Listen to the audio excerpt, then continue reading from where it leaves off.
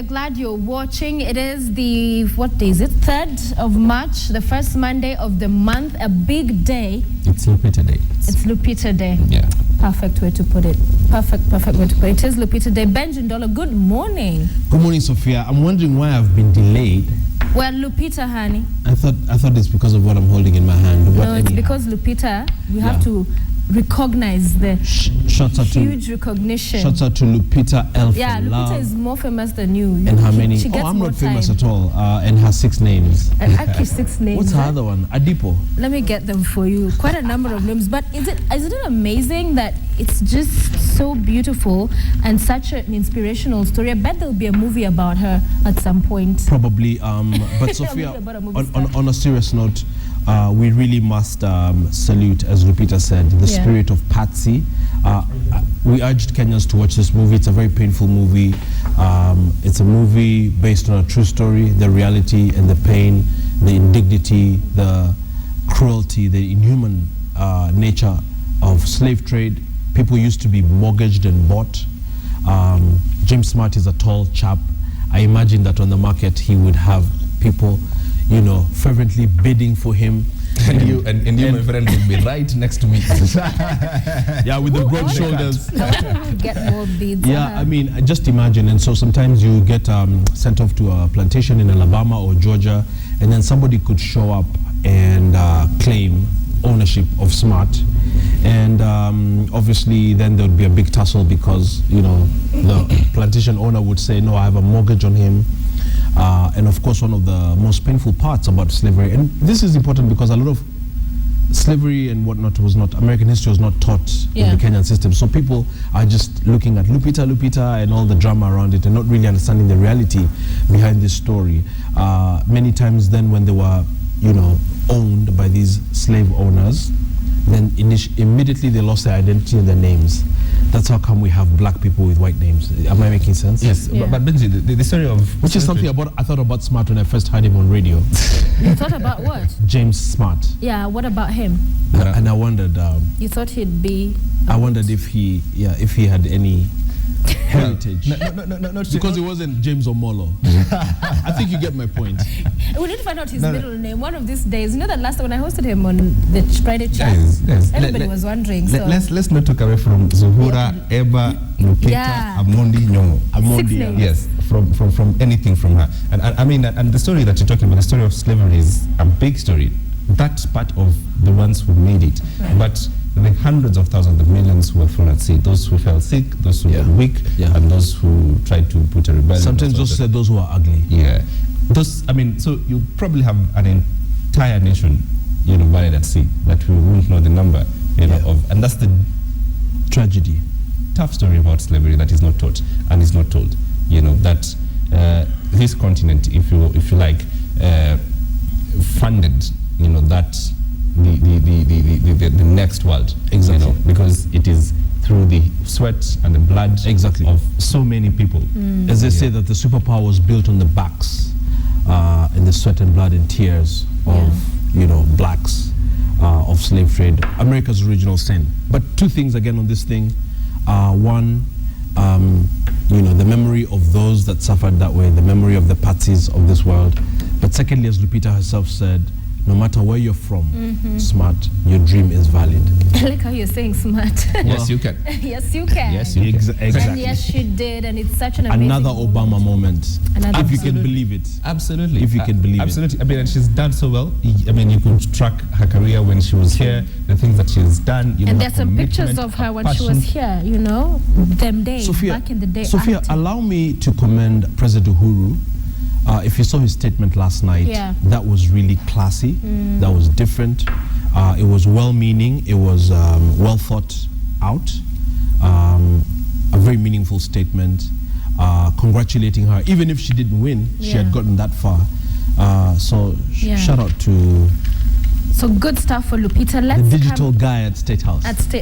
Let's go to another story that is, of course, as well very big. ODM. Yeah, that's a super huge one. I'm also holding something in my hand here. I don't know when you'll allow me to introduce it, but I think let's deal. It's this Auditor General report, because bad governance has continued to be a big problem in this country, especially on the back of what happened on Friday with the traffic meltdown. I think, Smart, you have to come back and talk about what is the problem in Nairobi County. We will talk about that, but let's begin with ODM. Yes. Today, the National Governing Council is meeting. Yes.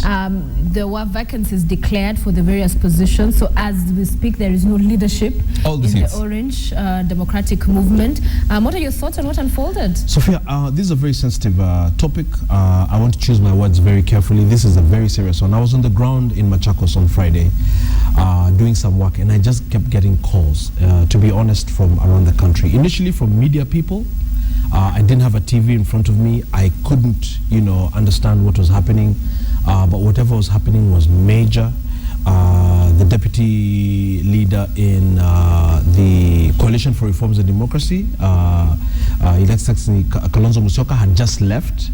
And I think what I heard is that after he left, and with the absence of Wetangula, pretty much all hell broke loose. What I'm not really clear on, Sophia, and maybe you can help me here, is at the time of this actual mayhem, was Raila in the room at that time? Because that significantly, alters the conversation. Raila Odinga's got major problems, as I have said. I'm on record saying that really from about 2 years ago.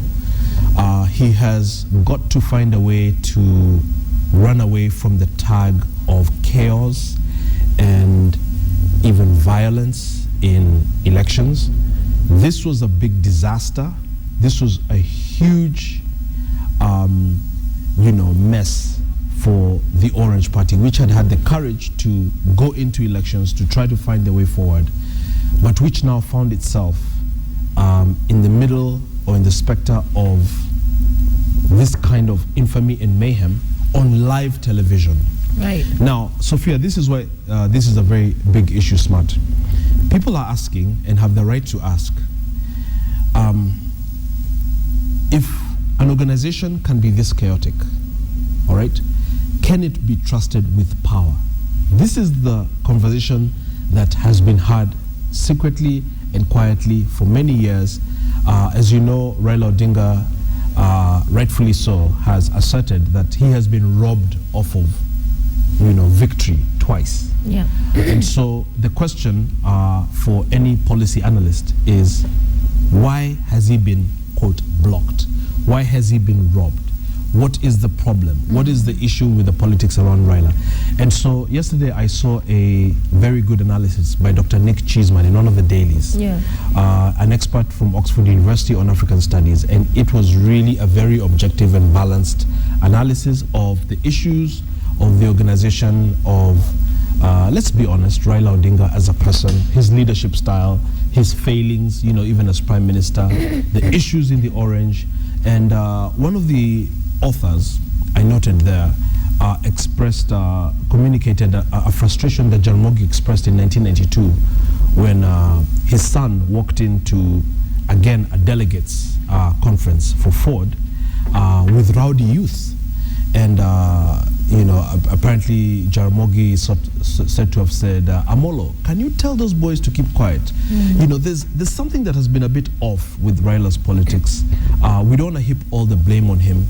I would ask, where is Namwamba getting this fire? I would say that there's obviously been infiltration. Somebody is funding this. The question is, who is doing this? Yeah.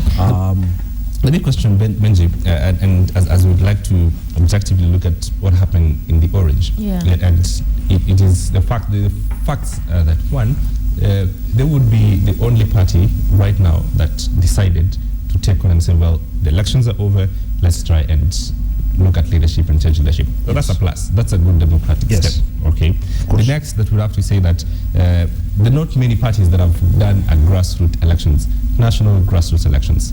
So you have to give them that credit. Now the problem comes in when you have to deal with what I think even the president has to deal with, and that is the balance, the national balance of how does your party look? Does it look national?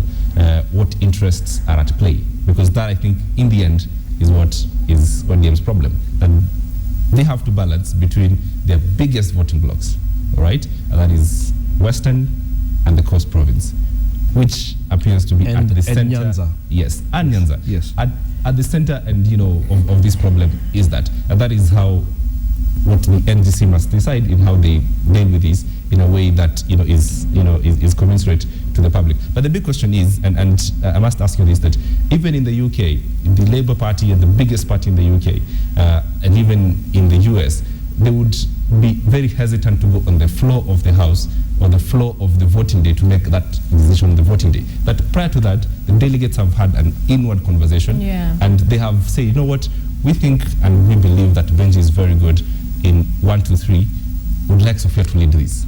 And an inward conversation, so that by the time we get to the floor of the House, it is a known kind of lineup. That's smart. That's exactly my point. And you have got to go back to the sentiments, the writings, the proclamations by Raila's senior advisor, Miguna, where he was raising very, very serious questions on the level of organization or the level of chaos in the Prime Minister's office. This is, I don't think this is anything brand new. Even if you go back and say, for the sake of argument, you give it that Raila won in 2007, all right? What contingencies or what plans did they make to ensure that from an organization's perspective, there would be a smooth, taking of power, so to speak? I'm told that, if you want to argue that way, Sophia, that while the cooking was going on, so to speak, the ODM was focused on trying to fly Mandela in here, etc. So, again, as Smart alludes to, a level of, what you call in programming, high level, not detailed, flippant, very casual, we're going to take this thing, this is how we'll do it, we'll decide on the day of, we will be sworn in, etc. Lots of assumptions that then lead to chaos. But one of the other things that's very important to me is this, because we don't want to heap all the blame on Raila. For us, the way it is here, we're always fair and objective. These guys in black suits, several things jump out at me. First of all, they're not strangers. These are people known to the party. But then second of all, it's like they did this in a very robotic manner. No emotion, no what. It's as if on cue. And they just go around and destroy, which tells me then that what they were trying to do was stop the balloting. All right? You then ask yourself, especially in any civilized country, these guys would not have made it out of the building because it's a law enforcement issue. They'd be arrested, arraigned, etc. But not even that, the victim has not even become a complainant. I mean, you can see with the hesitation going on in the conversation, and of course, lastly, I noticed that the party leader is not outraged. If you even broke a glass in my house, I'm not going to be casual about it. I'd put my foot down and say, how the hell could you do this? But you wonder what is really going on. And again, Smart, why this conversation is important is because it's a question of, can you trust ODM with power? It's a very fair question. Yeah, and also does turn the spotlight on the numerous initial attacks on the IEBC and the way they conducted themselves, and then look at how this went. But of course, it takes away the wind from their back. It takes away the ground, the moral ground, to have any credibility to question IEBC. Yet, electoral matters and the firming and deepening of democracy in a country like Kenya is a very pertinent issue. Yeah. And so, here's my unsolicited advice. I talk to a lot of people all the time, guys, and I'll tell you this. ODM supporters and CORD supporters are wary, frightened, disillusioned, confused. What this National Governing Council needs to do is this. It needs to take a long-term look at how things are. And what I would advise Raila to do is at the drawing board, to go back to the drawing board and objectively look at what has ailed his organization and then start to craft a formula for 2017 that does not necessarily have him as a flag bearer. Because you cannot It's unlikely that will happen, but James, I know we're having a conversation. That's really what needs to happen. And what my guest then was saying, we had a political scientist, Adam Zolo Gunjuri, and they were talking about the fact that with the biggest problem he has and the Orange has, that everything is revolving around Raila, the man. So that if he left, then there's no... Well, he wouldn't leave, Sophia. Let me be clear. If he left, if in a situation where he was not longer part of the party, then ODM in itself would not have it removes the wind out of ODM, if you like. If today, let me be a little controversial here. There has been a lot of talk around the fact that Jubilee is not punching. People are not feeling the digital punch. You know, it's going on to a year now. Smart, I think you agree that something is lacking. You know, there's been a lot of talk about laptops, a lot of talk about standard gauge railway, etc. But things are really just not happening on the ground. And this is, you know, conceded by Jubilee supporters, major supporters themselves. If that is so, and you look at CORD and you see what is really happening in CORD with the party leader himself being in the midst of this kind of chaos, it very well may be that 2017 may be what I call the contest of the deputies. Because if Raila is strong and crafty enough, he can really organize his boys, being his deputy and Wetangula, etc., because they really have the support. You know, so it's not that he would be leaving, he would just be propping up somebody and mobilizing for them, which he did fantastically for Kibaki in 2002, and now you'd have a real battle of the titans, because a lot of the intelligence that we're hearing as well is that the problems in ODM stem from that bitter fallout, which I think is one of the pivotal turning points in Raila's career, was the day he parted ways with William Ruto, who is now today the deputy president. So yes, there's issues in Jubilee that are not well reported now. Ruto is known to be very ambitious, so it's not a given that he will be in Jubilee forever. It's highly likely, if you remember, if you look at such reports as the May scandal and what have you that involved Amwamba, it's very likely that if you're able to connect the dots, you will see a hand, because people have been saying Jubilee, and I don't think it's fair to just allege that Jubilee is doing it, because, for example, URP is not Jubilee. And TNA is not, you know, TNA is TNA. TNA remember the members of Jubilee. Yeah, they're members, but you cannot take, for example, something done by one party and heap the whole thing. Are you saying they're involved? I'm just saying that if you really connect the dots. Because members of ODM have said they know these are their own members, but are you saying they're the ones funding?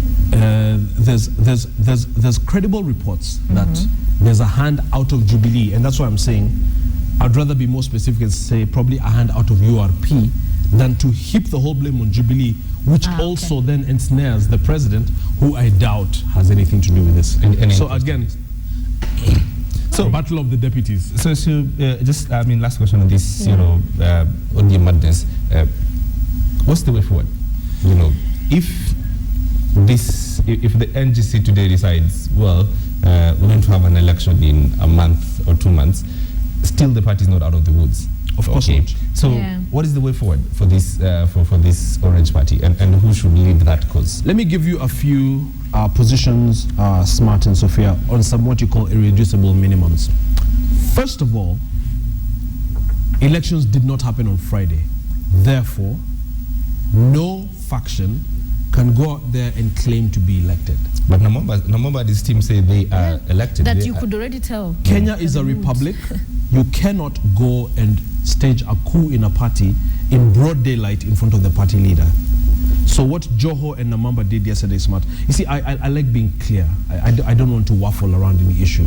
To go and hold a rally in Kitengela to declare yourself president or party leader or whatever, that is not the way to deepen democracy in Kenya. So elections did not happen. You cannot just go and just take it by force. You know, that is not the way to go. So that's one of the first. The second is the seats that have been left vacant cannot be vacant forever. And former Prime Minister Raila Odinga needs to know that you cannot hold an entire party with support from millions of Kenyans, because this is not a right that you have, this is a privilege. Yeah. Kenyans choose to love you and to support you and to stand with you through the good and bad. So leaders need to start taking political support seriously, because it's not a birthright, all right? So you cannot hold a whole entire party in abeyance. A party cannot continue to run, you know, without leadership, without people in the seats, just so that you can figure out how to keep power or how to put your clique in at whatever cost. So that's the first thing.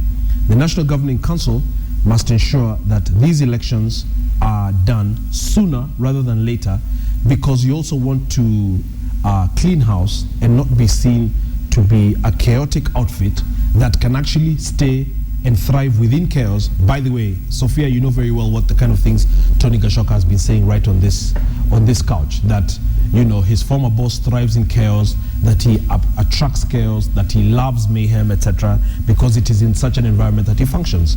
Be that as it may, that's not the kind of thing you want to cut out for yourself as a leader. You don't want a party in the grip of madness for 1 year.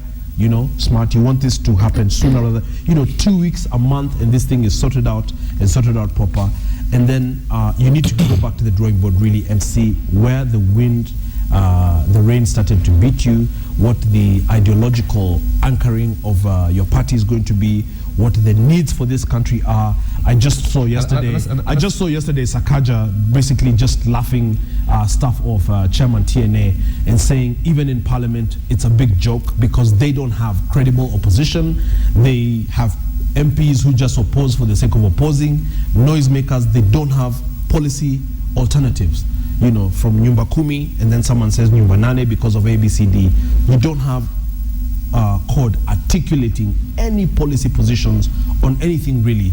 And worse still, you've had such things as a VAT bill and even the media bill, you know, retrogressive bills being supported by the reformist opposition. You know, this stuff is actually almost maddening. I think Raila Odinga has a lot to chew on. He has a huge migraine that I don't even know what he's going to take to cure it, but cure it he must, if he's a leader. We have about 5 minutes to go, but James, a big issue as well in the judiciary, that a question of concern, the 500 million. Yes. So there's another question that you know, we need to chew on. The fact that there's going to be judiciary, you know, operating on a very tight budget, about 16 billion or something, you know, come from the exchequer. And if you reduce even a shilling from it, you reduce a whole operational, you know, of very many judges and very many operational issues in the judiciary. And the CJ yesterday coming out and saying, you know, what that means, apologies, what that means, you know, for the judiciary and in terms of operation, in terms of what it means. But the big question has been how devolution and the fight between the judiciary and parliament and the executive, that's what it has been translated into. I don't know what your thoughts are. First of all, the Chief Justice, a good friend, is a good man, but I must caution him, he must stop this thing of being too soft. Willie is just, you know, too diplomatic, too soft, too kind. You know, look at how many days it took for him to come out. You know, so you can imagine they sat and talked and said, oh, should we? And then he finally came out on a Sunday. Leaders need to be able to take positions in this country and put their foot down. What you have seen here with the judiciary is just basically misbehavior by the same members of parliament, because Kenya today is under a parliamentary dictatorship. We have all said that.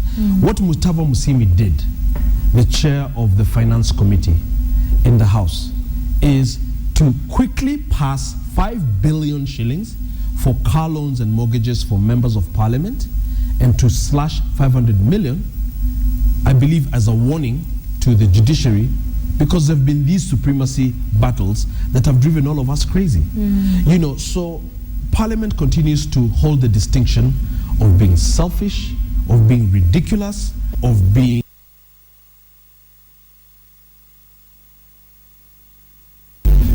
problem, though, is that it is you, the voter, who put these kind of characters in there. And the public what makes is it the worse, voter Sophia, that will suffer with that cut. What makes it worse? What makes it worse is that Mutava Musimi is even a reverend of the church. So you can imagine the disillusionment and the anger out there. I mean, why would you cut judiciary money. We are in the. I just came the other day from a function with the Chief Justice where we opened a high court in Kitui, the first of its kind. You've got people coming from Mandera, Garissa, all the way to Kitui to hear a matter, sometimes just for mention, and to go back. This is the kind of third world infrastructure we have. And instead of trying to make it better, you try to make it worse. But then again, the court also has not done itself any favors. What happens when you make ridiculous and random judgments, as we've been warning them against doing, then you erode any respect that other institutions have for you, and now they feel they have to fight back. I'm not saying that you repair a wrong by another wrong, but Parliament needs to be itself checked. And one of the reasons why you've seen President Kenyatta go quiet is because, remember, initially he was very strong on the thing of, you guys shouldn't take money now, let us work first. But we are living in a country where Parliament is so rogue that if you even take a good ideological position, philosophical position on something, then Parliament will probably threaten you with bringing a vote of no confidence, which is why corruption has refused to go away in this country. I do believe a better day will come. I do believe that this is unacceptable. It's really, really very bad at all levels, a wastage of taxpayer money. And on that note, we must wind up. Benji Ndolo, unfortunately, our time is really up. It is Lupita Day. I'm being told by my director we must also go to the next hour because as well KCSE results being released today. So thank you very much. Yes, as we wind up, let me just say that I'm holding in my hand here the report from the Auditor General on Nairobi County. Very serious queries here on, because we've been having this discussion for a long time, on what is really happening in Nairobi. We buy lights for hundreds of millions of shillings, these lights counting down, smart, and then you pull off the cops and they don't work. Sophia, everybody should be outraged. Yes, and we are outraged. And you should be outraged. I'm looking at this thing and look at this, unaccounted for cash bills. Cash bills collected ought to be put in deposit account, awaiting the outcome of court cases, but are instead treated as revenue, subsequently utilized and what have you. I mean, this is a pretty damaging report, and for those who know that I've been pursuing some things on determining the integrity of the governor's office of the county of Nairobi, you should be leading by example in Kenya. I think that you will see some action. You have another dossier to add on to your There's another dossier, and maybe we can talk about this next week. But honestly, Kenyans want more. Absolutely. They deserve more. It's true. Because that's the way it is. It's good to see you, Smart. He's my friend. I'm happy to see him here this morning. Am I not your friend as well? Good to see you. Well, I see you every Monday. I haven't seen him in a long time. Gee. It's good to see you, Thank Smart. you, Benji, for the shout out, not to me. Catching, Thank you.